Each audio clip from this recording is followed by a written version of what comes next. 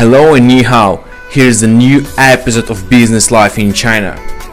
24/7 Tickets is a social commerce platform that helps connect people to the best events, experiences and the trips in China. Here's the second episode with Greig Charlton. In this episode, we are going to discuss how many foreigners live in China, what do expats prefer to do in China, and how to be a successful foreign entrepreneur here. So, let's watch it.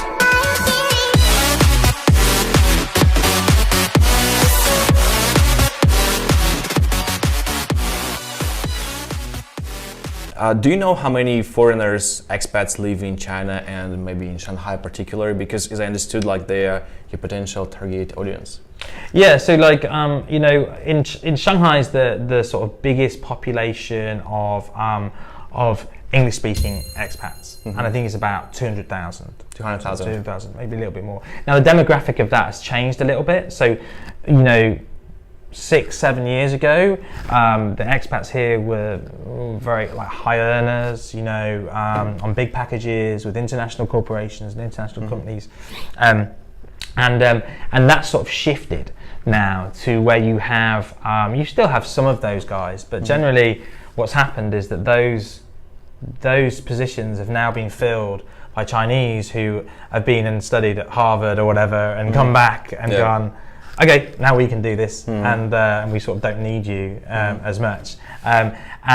Whereas that sort of gap has been filled with sort of younger expats, younger foreigners who come here as students, come here as interns,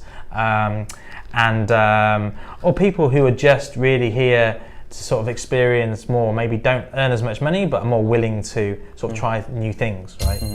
Rather than just going down to the pub and having some beer, they go, okay, I want to experience something, I want to experience something cultural or whatever. I want to get the most out of my year and a half or 2 years here. And then you have Beijing, Shenzhen are both, I think in total, you're looking at about 1 million foreign-speaking sort of expats here from in China. In China, from mainly sort of US, Europe, Australia, obviously New Zealand, places like that, and then you have a lot more of the sort of Asian sort of expats, Southeast Asian, and people from Greater China, right? From like Hong Kong, who sort of live here and work here, etc. So I think you've got quite an eclectic mix of kind of people who aren't necessarily Chinese local, but they've lived here long enough to sort of identify with, they're not too interested about just going to, going down to the Bund and seeing, whatever. What do expats prefer to do in China? Let's choose maybe 3 the most popular activities for them, like what they prefer to do. Yeah, so if you're looking at so you have like sort of different kinds of expats as well, I think, right? So you have like people here who are like me that have been here for like sort of 10 years plus, right? And we're all old and cynical and I don't want to do much or whatever. But we'll spend our time, like if there's a big show, for example. Theatre is a big thing for us. Musicals, for example, where I can go, go with your family and have a a great night out or whatever. So that's a big vertical for us. Generally, in the sort of I've been in Shanghai for like 0 to 4 years or something. If you're in that bracket, it's the big shows, right? It's the Mercedes-Benz shows. It's the these sort of high level artists that are coming here more and more often now, and it's that they're always super popular. And that's also the experience side of stuff we find that is very popular. It's the stuff that, from cooking, learning how to cook dumplings or something like that, right? Which in an afternoon. You can learn the Chinese cuisine. Yeah, absolutely. I think more and more people are sort of interested in that.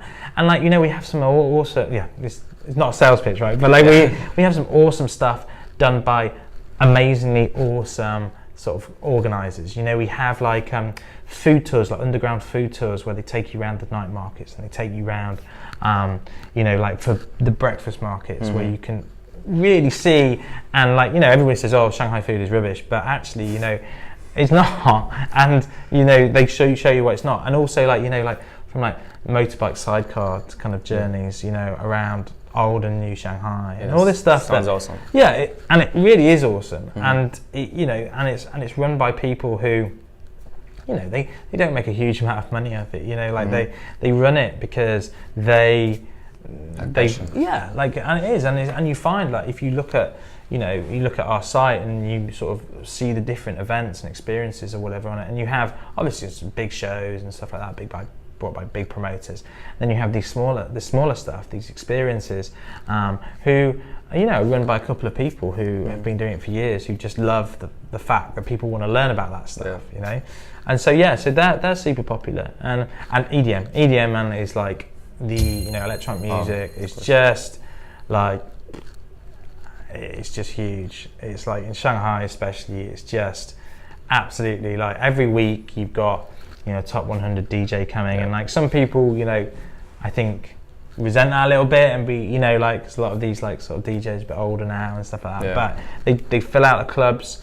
They have Chinese and foreigners dancing and sort of, you know, and going together, and it's just it's a big part of our sort of our big growth area for us. And I think we're sort of really, we are the go-to platform now for that sort of stuff, you know, because we've built up this sort of user kind of demographic that will want to do it. Should foreigners come to China to do business?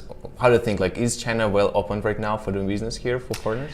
Yeah, you know, like, I think that it depends. If you're a person that wants an easy life and you know, is looking for that sort of like road that will you'll land, and then 2 weeks later you'll be like, oh, I've got an amazing job and I'm earning loads of money, or I've just set up my business and I've got my first $1 million client, then you're probably the wrong person to come here. If you're coming here for the fact that there is still a world of opportunity here, and if you work hard and you make the right connections and you are willing to put a lot of your personal life aside to be successful, then this is the place for you. The government in China, you know, forget what people say, right? It's still very open to foreigners, especially places like Shanghai, Beijing, Shenzhen, because and Sanya, right? You know, it's they doing business here as a foreigner is sometimes difficult and sometimes tricky, and there's certain things that you need to do that may be slightly different from a local Chinese guy doing something similar. But at the end of the day, you still have the same opportunities, and sometimes maybe you have more opportunities because you are from a different culture or whatever.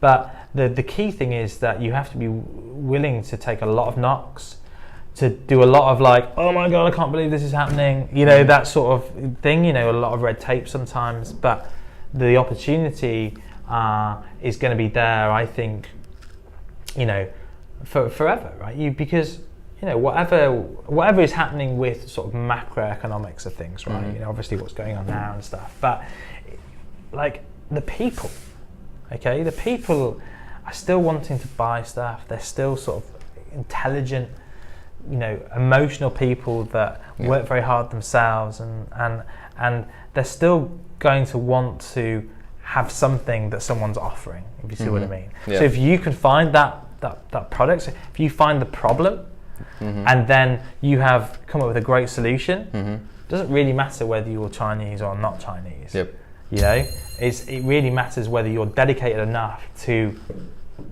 double down so much that until that's a success. So yeah, if people are sat at home going, oh, I really want to go to China, come, right?